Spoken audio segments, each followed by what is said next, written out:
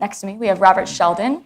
He is the Director of Policy at BENS, Business Executives for National Security, and he has expertise in cybersecurity in Asia. And then we have John Nicholson, who's the first Secretary of Cyber Policy at the British Embassy. So thanks for joining us. Thank you. So we've entered a new reality in a way where hackers are even getting a say in global politics. And all around the world, we've seen leaders grapple with how to deal with this. And so here in Washington, there's certainly a lot of buzz about this. But do you think that with all of the hacks that we've seen on US political organizations and other things that have grabbed headlines this year, do you think that in 2017, these things will compel nations to take cybersecurity concerns more seriously? And what's at stake in the regions that you both have expertise in? John, do you want to kick us off? Yeah, thank you, Sara, and thank you for the chance to speak here. I'm going to use this just to give a slight shameless plug to what the UK is doing. I think the answer to the question you ask is yes, it will compel nation states to do that. It is already compelling them to do so, at different speeds, different levels of maturity. Mm-hmm. But what we did in the UK late this year, so in November, is we issued our latest cybersecurity strategy. Now that looks ahead, for the most part, 5 years, but actually parts of it look ahead, frankly, 20 years. We talked a lot about workforce in the last sort of two speakers you heard from, and that's that is a sort of short-term, medium-term, and long-term issue we need to grapple with. But we're really proud of this strategy because it's a chance, partly because I think there's some really innovative thinking that's behind it, and some really some good diagnosis of the issues we're facing, partly because we're putting more money into this issue. So this is not a time when governments are spending more money on sort of policy areas generally, but on cybersecurity we're putting in over the next 5 years about 1.3, well, it depends on the exchange rate, which has changed a bit recently, but about $1.3 billion of funding. And we'll no doubt get on to talk about some of the big sort of stories we've had. Last year, clearly, Ukraine's already been mentioned, OPM, Bangladesh Bank, SWIFT, in the UK, one of our communication service providers, Talk. But one of the things that the strategy does is to say, well, actually, where is the UK being hurt? And a lot of where the UK is being hurt, not just the big organisations, but our citizens, our non-profits, our sort of local authorities, is the kind of high volume, low sophistication attacks and activity that I think the first speaker alluded to. Mm-hmm. So I'll get to that in a second, because we've got a program we're calling our Active Cyber Defence Program, which is meant to address some of those issues. But one of the things we're also doing is creating a new National Cybersecurity Centre, which we're really excited about.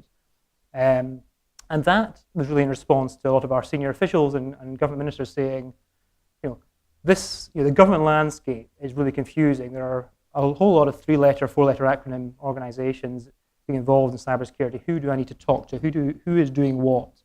So this is partly an issue of simplification, putting a lot of functions, a lot of operational functions, into one organisation, which will be a world-class incident management centre. So when government needs to be involved in incident management, it will also be the sort of single source of advice and guidance for the UK. It won't always be the organisation that's delivering advice, but it will be the single source, and that will kind of fan out, we hope, across the UK.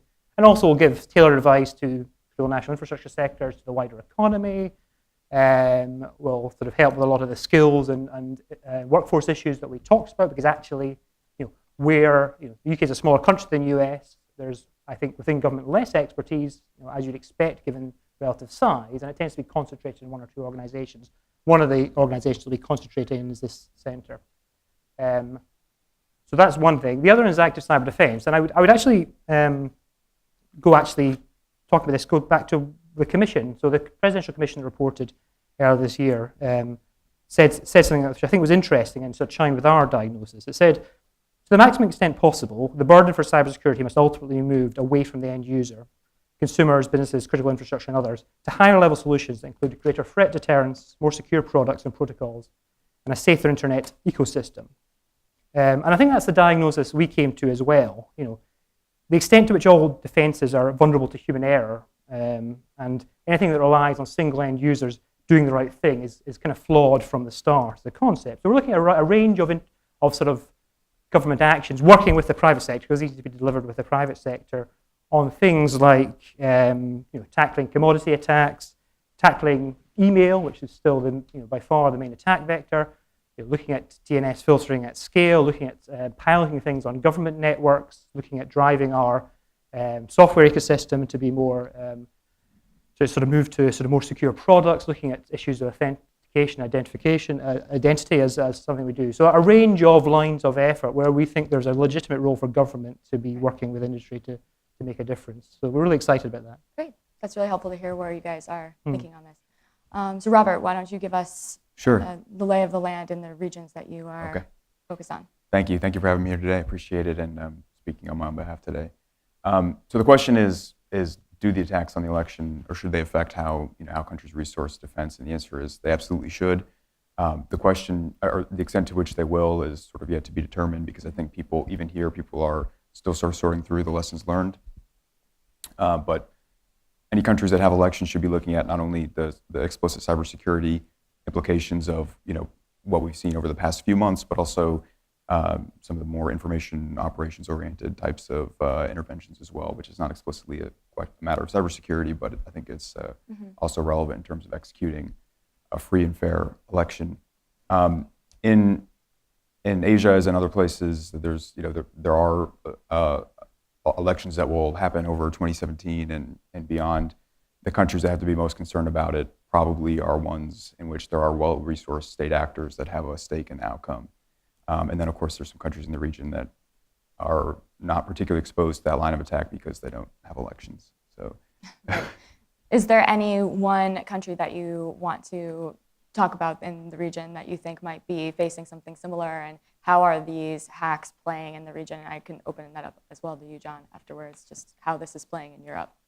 Sure. Well, I actually think the European question is a little more salient for here, but I will say that in Asia, the interesting thing to watch is that a lot of cases, all you need is a demonstration of a successful type of attack or manipulation for that to sort of diffuse. So, right now there's been some attribution, and people have argued about how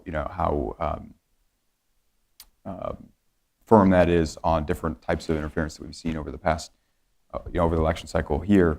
Mm-hmm. But will other countries start to try and do similar things in maybe more limited ways in other countries? So you might see that in a lot of different contexts over the next couple of years, and it's just sort of difficult to tell. Mm-hmm. In some cases, countries might adopt a technique like that with vigor. In some cases, they may believe that it's beyond their ability to effectuate. So it'll be interesting to see. Yeah. John, what do you think? How is all of this playing in Europe? Are other countries concerned about it? We've seen some comments from Germany. We've seen some comments from the head of the MI6.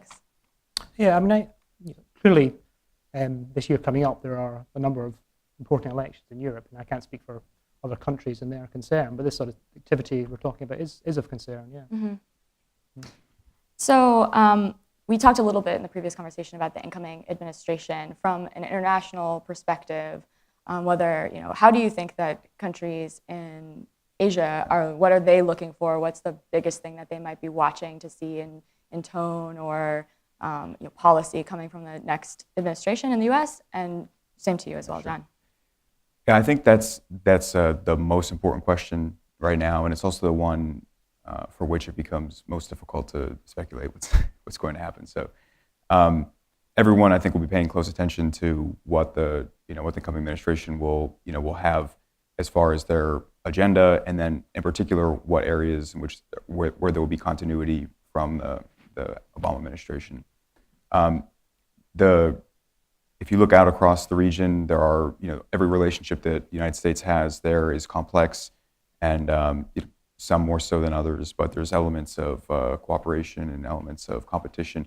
Even the states that we're most competitive with, China, for example, mm-hmm. There are many areas in which we can cooperate, areas where we do cooperate at least on a limited basis, and a lot of that in the case of China, anyways, happens because there's a tone set at a high level that the most imperative thing here is to cooperate on what we can, and then sort through some other things through discussions around norms and things of that nature.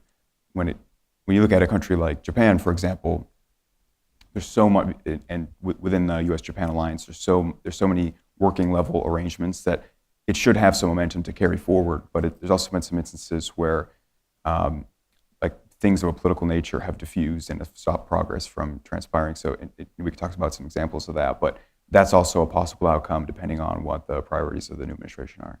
Going back to China for a second, last fall there was a high-level agreement between the U.S. and China that neither government would use cyber espionage to steal or support the theft of intellectual property, and that's of course been a huge concern here in the U.S. Right. Do you see that continuing, that agreement holding, and if what might be something to watch, if warning signs that it might fall apart? That's a good question.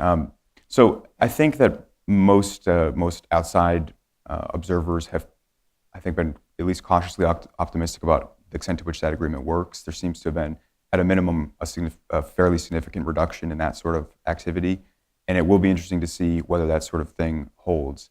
China has a fairly well-established MO of when there's a political tension over serious issues. In previous cases, Taiwan has been one of them, and we've started to see that resurface recently because of some statements by the incoming administration. Has been willing to hold at risk these types of agreements and arrangements for high-level talks, because they know that historically, anyways, that's been a priority for the United States. So they've, over the case of arms sales, for example, to Taiwan, or potential arms sales to Taiwan, they've been willing to say, we're going to suspend the strategic and economic dialogue. In the case of this agreement, it becomes a little bit challenging to do that in an explicit way, because they tried to strike that agreement in a way which didn't explicitly admit that they were ever doing the activity which the agreement prohibits. So it would be a little bit of a strange thing diplomatically to say, all right, now we're going back to doing intellectual property theft against your companies, or to do it in a way which is supposed to be coercive, to say like, well, hey, we'll go back to doing it. Now, they might signal that sort of thing, try sort of quietly, or not quietly, but not say it explicitly, and that's just something that we'll have to wait and see what happens. And if they assess whether that's in their own interest, because there are some some persistent questions about that as well, and that might have been one of the key rationales for agreeing to at least staunch that type of activity. Yeah, that's interesting. So John, what is one thing that in the UK policymakers are watching from the incoming Trump administration? So, I mean, I go back to this word cooperation, because I think it's an important word when we're talking about how different nation states are working together on these issues, because all these issues are either, well, they're all cross-border, aren't they? They don't respect borders. So in this area of policy, then there's an even sort of more need than in others to work together. Now, our relationship with the current US administration on cybersecurity has been really positive and really strong, and that's probably no surprise. I mean, I think you don't have to be a student of history to know that the UK and the US have always had strong relationships in recent years on security issues, and we hope and expect that relationship to continue into the next administration. And so Israel this year, on the topic of countries cooperating, Israel became the first foreign country to be part of the U.S. information sharing of cyber threats that was started up here in the U.S. What do you think is the future of that? Do you see more countries joining this? Is that something that you would want? And is that an element of this type of cooperation that people are striving for, or what are some other things that you think could be steps forward in this? So it's part of it, I think, and I think you're going to find different sort of circles of information sharing. So in the UK, we have a sort of platform called CISP, which is it's a government-provided platform, which is there to enable information sharing amongst different sectors and across sectors. So that's there. It is, as these things always are, is a sort of gradual process of more and more entities, organizations becoming involved and becoming more active. Now, I'm not sure where we are with the US's information sharing, but we've certainly been talking to them about being part of it. Whether we are at this stage or not, I'm not 100% up to date on that, but I think it will happen if it hasn't happened already, once we've worked through whatever issues there are. So, I think that's a good model. You need to get across the information sharing within your borders and start sharing across borders as well. So I think what you're going to find is, I mean, concentric circles is probably the wrong method or analogy, but there will be different sort of groupings which we will see, and they will, to some extent, connect with each other and share information across those groupings. Interesting. Yeah. And sorry, I think the question was other areas for international cooperation, so I can come back to that later if you want. I'll allow Rob to jump on that. Yes, so at the risk of being heckled here later or on Twitter right now, I'll say that I'm a proponent of information sharing. I think that it's possible to put sort of too much emphasis on that in the policy environment, and it's kind of straightforward why that happens. It's a pretty easy concept to grasp, and it's not necessarily always a thing that's going to, moment for moment in terms of how much time, the executive or the legislature spends their time going to be the most effective thing. But I think it's good. I think it's good to do it internationally. I think that in some cases we've been a little bit constrained in how we've done it because we're worried about revealing information which is sensitive. But if you have any type of equities process in place where you can weigh what types of things you can share and what types of things you can't, then it should be straightforward to manage that. And then the other issue to keep in mind is that if the government's not going to be fairly aggressive about it or sort of keep their efforts toward areas where they have an advantage, like, for example, characterizing different threat actors rather than being the people who are trying to share threat indicators, then they might not add value over what's happening in the private sector right now, because there's some companies and collectives and organizations that are doing this really efficiently right now and in ways that are commercialized and available for purchase by foreign countries. And so I do want to broaden us out to just areas of international cooperation and cybersecurity on this front. It doesn't necessarily have to be US to UK or just globally. What's one thing that countries can do better to create a safer place online? So there are a number of things. I think one thing we'll see more push for, I think, in the coming years is a push for sort of more global standards, moving in that direction. Because I think that is an area where there is scope for countries to sort of work together with standards bodies, with the private sector. So I see that being an area where we'll be looking at, and I'm sure others will be looking at in the future. And the other areas are operational collaborations. It's about CERTs talking to CERTs, about law enforcement working with the law enforcement together. And it's also about capacity building. So again, we put a certain amount of money each year into capacity building, which we spend around the world to try and help countries develop their capability. And I think that's something a lot of countries do. It's things a lot of private sector organizations do, non-profits do, but that sort of effort I think is important as well. Yeah, I think John hit the nail on the head there, but I'll at least acknowledge that it's the most boring answer. It's the most boring possible answer. There's some capacity building that can be helpful, and then just the expansion of like CERT and MLAT type processes. Yeah. Are a lot of cases those are the bottlenecks that prevent countries from being able to investigate these things in a timely manner. And it's been so bad historically that countries have sort of thrown up their hands and said, all right, well, it doesn't work. We'll have to find our own way. It probably can if people if countries, including the United States, resource these types of endeavors properly. And I think that'd be a worthwhile thing to do going forward. Yeah. So at Passcode, I'd want to ask just one last question of each of you, similar topic, because we at Passcode cover privacy as well, and there are also some interesting things going on in China and the UK on this front too. I guess starting with China, there's China's new cybersecurity law, which would effectively require tech companies to give up their source code, and companies say that this could weaken their consumers' security and privacy and who are using their products. So what do you make of this? Where do you see this going in 2017? And how do you think this affects kind of a broader conversation about encryption and security globally? Right. So there is a new law on cybersecurity. It goes into effect in the middle of 2017, I believe. There are related laws that relate to terrorism that also have similar requirements, and it's part of a broad platform of controls the Chinese government has tried to forward to try and better manage, ostensibly anyways, to try and better manage cybersecurity in China. There are some elements of it that look a little bit more like they relate to sharing of IP, or at least inspection of source code, which could reveal IP. There are some questions about the extent to which the Chinese government could protect it if they did have those types of capabilities. And what's at stake with all of this? It's competitiveness. I mean, there are examples of Chinese, requirements for for different types of concessions, either through joint venture or this sort of thing about sharing source code, and then down the line you see a Chinese competitor that has a product that's suspiciously similar to your own.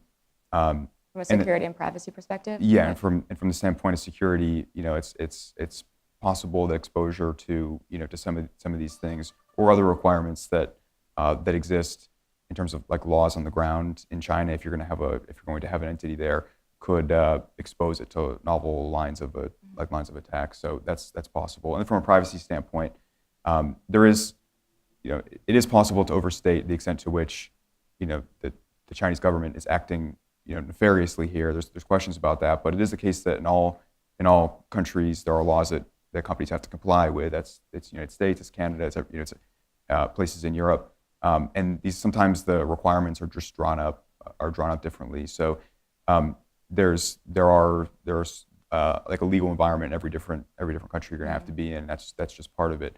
In China's case particularly, there are much more rigorous requirements in place in terms of using real name to identify yourself on social media and other places. And the privacy protections are not what they are in the United States or certainly in Europe. And so in the UK, there's also the Investigatory Powers Bill, which is nicknamed the Snoopers Charter, that passed both houses of Parliament this month. And so this expands the powers of the British intelligence services to hack into people's computers and requires internet companies to store information about people's browsing histories for up to a year. What do you make of, how would you respond to some of the privacy concerns on the part of citizens that are, signing petitions and coming out against this, and how do you think, what does it mean for cybersecurity?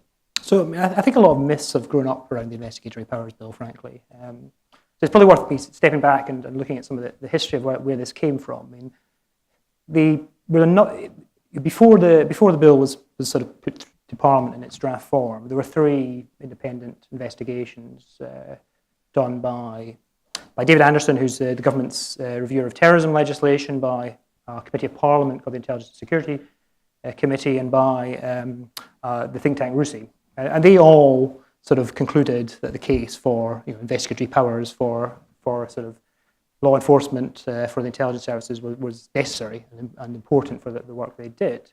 And the Act itself, which I think, as you said at the start, got royal assent a week or so ago, and which will come into force over the coming year, does 3 things. One is it brings together existing powers. So much of this Act is about powers that have already existed, that have been in different pieces of legislation which has been old, I think up to 20 years old, and in some cases opaque. So it brings it together into one Act of Parliament, which we hope is more understandable, clearer about what those powers are. So those are not new powers.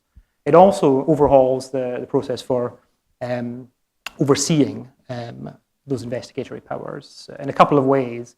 One is for the warrants that are required to sort of use these investigatory powers, which have previously been the responsibility of secretaries of state, so senior government ministers, are now in a kind of double lock, which involves both the secretary of state but also a judge as well. So there's, first time in that warrantary process, a judicial say in the granting of the warrants. And the third thing is the thing you alluded to, which is really the new power in there, which is about the provision for retention of internet connection records, which is about law enforcement identifying the communication services to which a device is connected. And the way we have done this in the bill is, I think, is the only way we can give that ability to law enforcement to allow them to sort of investigate the serious crime which they need to do. Right. So I thought we had a few minutes for questions. Do we still have a couple minutes for that? Yes. Okay, great. So does anyone have a question for a panelist? If you could raise your hand. We have a microphone coming around. No questions. John, I actually have a question about the Investigatory Powers Bill. It seems like the attitude, culturally, the attitude in the UK is sort of different on these topics than it is here in the US. I was hoping you could talk about that for a few minutes, or maybe disagree with me. So I would want. how do you think, I suppose, is the question back to you, the attitudes differ? In interacting with like British expats, when I mention like the Snoopers Charter, right? They seem like, oh, of course we'd imbue our government with that sort of power, right? Whereas in the U.S., there's kind of a fundamentally different feeling about giving government and federal law enforcement that kind of breadth. Yeah, I mean, I think I would argue, as I just did, that the powers that are in the Investigative Powers Bill are, for the large part, not new. There are ones that the sort of UK has had for a while, and that their use needs to be necessary, proportionate. It needs to be sort of overseen by. And the thing I didn't mention actually was the creation of a new body, a commissioner, which will oversee all of the use of these powers. So we think that the powers are necessary for law enforcement, intelligence services to do their jobs. That there is sufficient oversight of their use, both prospective and retrospective. So I don't think, there are different legal systems, different cultures. They're going to be different in the UK and the US. But I would argue that what we have passed with cross-party support. So this wasn't one. This is all. This is sort of was passed by Parliament recently. That it doesn't get into that territory where citizens should be concerned because privacy is baked into this act. Any other questions from the audience? Yes, Nick, right up here.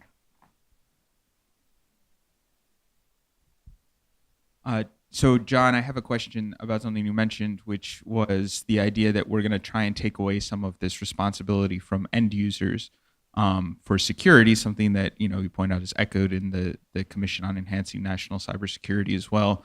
I'm just curious in the way that you've thought about that, or in the UK in their strategy.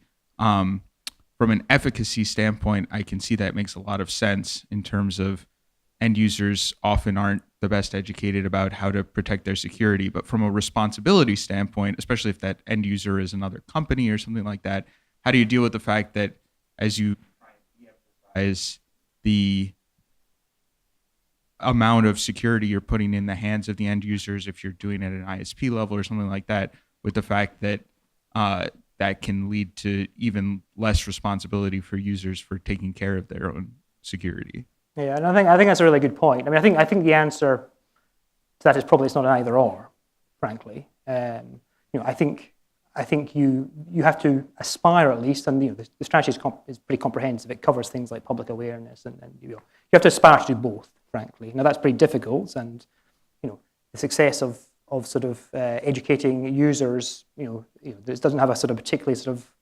rosy sort of history. But I think this is where skills and education comes in as well, because part of the strategy I didn't talk about was about it's not just about training the next generation or the current generation of cybersecurity experts. It's sort of having sort of information communications security within the curriculum of our schools. So it's not just about, in terms of education, it's just not just about preparing people for the workforce, but preparing people for being responsible members of society and sort of use of information communications technology safely as part of that. So it's difficult, but we don't want it to be either or, but we also want to sort of mitigate some of the sort of potential for that is there given the sort of what is put on end users at the moment. That's how I'd put it, I think. You want to add something to that? Just briefly.